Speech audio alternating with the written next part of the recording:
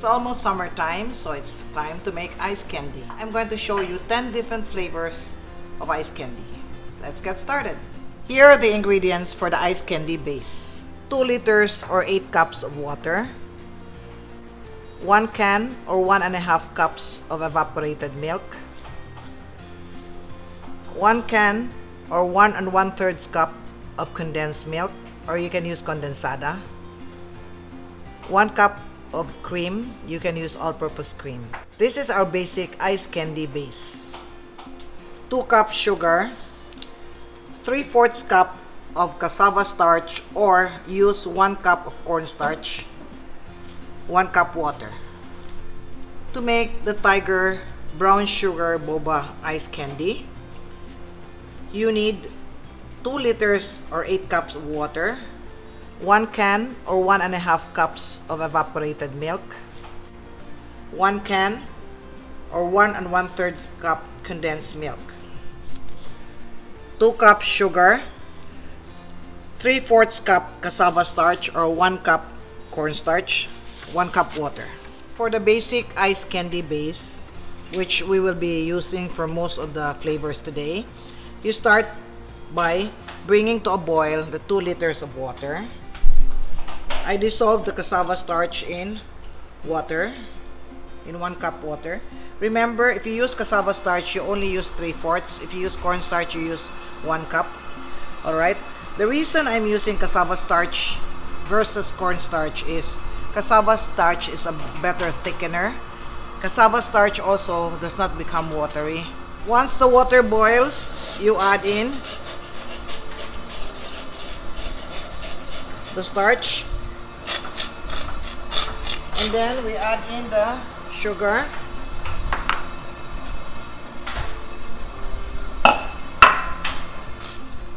Once you see fine bubbles that it starts to boil, that's already cooked. Cassava starch is already cooked. If you don't have cassava, tapioca is fine. Or you can just use cornstarch.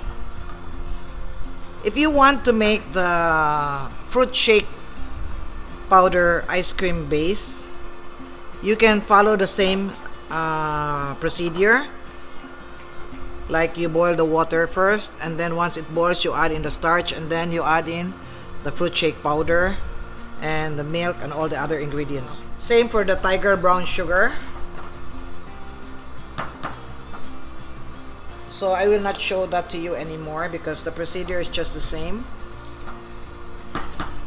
I will just show you the components that will go with it, the other ingredients that will go with it. Okay, this is boiling now, so this is done. So you shut off the heat, then you add in evaporated milk, condensed milk. Then I have the cream, 1 cup cream. This is now our ice cream base. We will cool this down before we start packing them. If you want to put gulaman cubes in your ice candy, what you do is you buy either Mr. Gulaman, Mr. Hot Gulaman, or whatever gulaman brand you're familiar with. This is just a sample. You don't need to use this. So, usually for 1 pack, I use 4 cups of water and 1 cup of sugar. So what you do is just put in the water and then the color of gulaman that you like. Then you bring it to a boil. Once it boils, you add in the sugar and then you pour them into the mold. We already prepared that for you. So this is 2 cups of water. You boil the water with the gulaman, and then after that, once it boils, you shut off the heat, you add the sugar and stir it well to dissolve the sugar and pour it into the mold. Alright, I did many colors of this today because we're going to make a cathedral window ice candy. Okay, now for the demo, I'm going to show you how to make coffee jelly. Okay, so water, and I'm using black gulaman. Alright, but you can also use, since there's no brown gulaman, you can just use clear because the moment you add coffee, it's going to become light brown, black. And then I have coffee powder. Coffee powder, you put about 2 tablespoons. 2 tablespoons is enough. And then we have sugar. You put a little bit more sugar. Okay. You can also put the sugar all together and bring this to a boil. Once it boils, then it's ready. Let's pour this into the mold. You can choose any mold that you have. Right here. Since this is gulaman, this will set at room temperature. You don't need to refrigerate. We're going to make a tiger boba ice candy. So we're going to cook our black pearl sago or the black boba pearl. First, you boil water. I will put in the description box the amount of water that you need to put in. Once the water boils, you add in the pearls. After 20 minutes, you shut off the heat. You cover for about 20 minutes, and then we're going to rinse this. Okay? Okay, we soak the sago, the black pearl, for 20 minutes after we cook it. So we're going to wash this now. Okay? Let's make the brown sugar syrup for our tiger boba ice candy. That's water and muscovado sugar. If you don't have muscovado sugar, you can use brown sugar. So you just boil this until it's syrupy. Okay, here's the brown sugar syrup. It's already sticky. This is done. Okay, let's cool this. We will start with the mango ice candy. So this is our basic ice cream candy base. This is 1 piece of mango, and then you chop it into small pieces. Make sure that it will go through the funnel or the embudo. Okay, and then we can add a little flavor. I will put in the description box or in the recipe at the end of the video on how much flavoring and coloring you need to add, but really it depends on the brand. All right, I will put a small or a pinch of coloring. You can use, I have only powder here. I'm using powder egg yellow. However, you can use either liquid or paste or gel color. Okay, don't make it too dark. I will mix all the flavors first, and then later we will do the packing. Alright, it will also give it time for the mixture to cool down because it's still quite warm now. Next flavor is strawberries. Okay, I just happen to have frozen strawberries, so I'm going to use them. If you don't have frozen strawberries, don't worry, you just add strawberry flavoring. It's good enough. Okay, and then we have a little flavor and color.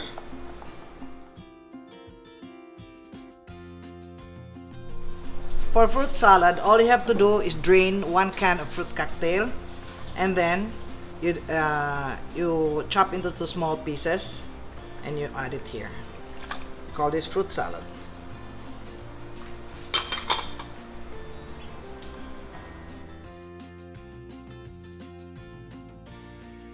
Here, for cookies and cream, I have Oreo. You add it to your ice cream base. Okay.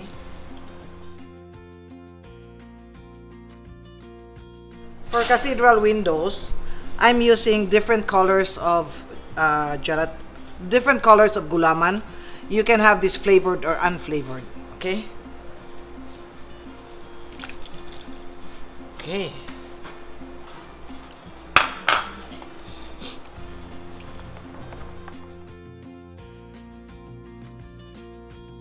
For Buko Pandan, you need the gulaman cubes, the green one. And then you need Buko. And then we will put Pandan, Buko Pandan flavoring.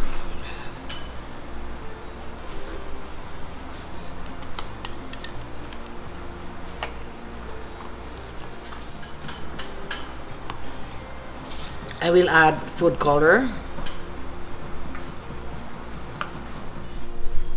here. Okay. 1 piece of mango and crushed graham. I will not add coloring to this so that we will know that this is mango graham. Okay. For the coffee, you add coffee powder dissolved in water. This is instant coffee. Dissolve it in water. And then we will add in remember the coffee jelly we made? I'll show you how to make the Tiger Boba ice candy and the Magnum style ice candy as we wrap them, okay?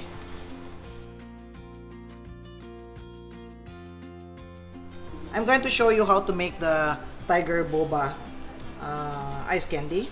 So this is our caramel, this is our brown sugar syrup. Okay. Just put maybe about 1 or 2 teaspoons, not so much. Okay. Actually, the Tiger Boba tea is the only tea that actually doesn't have tea. It just has milk and the boba. Okay. And then, but if you want to put tea, you can steep tea and put it here in the mixture.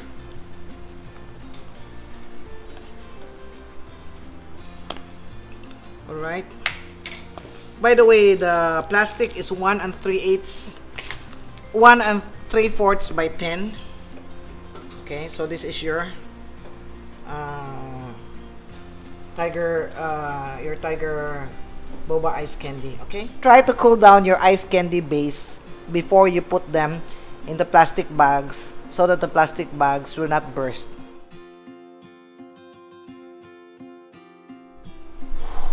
Okay, for the Magnum style ice candy, you have here dark chocolate. You chop into small pieces, and then you have oil, and then you melt this. You can either use a double boiler or you can use a microwave until it's melted. I'll use a microwave. Once this is completely melted, you pour it in a squeeze bottle. You get the ice candy and then push it down until you get to the tip. Okay, then you estimate, you put in about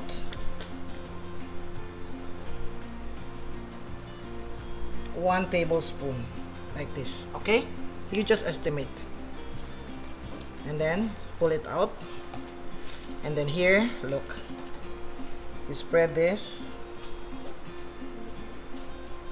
okay, until here, because this is where, until this point, you put your ice candy base. Okay, next thing you need to do is you open this,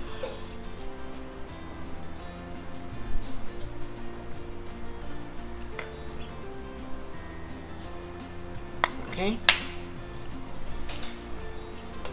So when you eat your ice candy, it has a shell.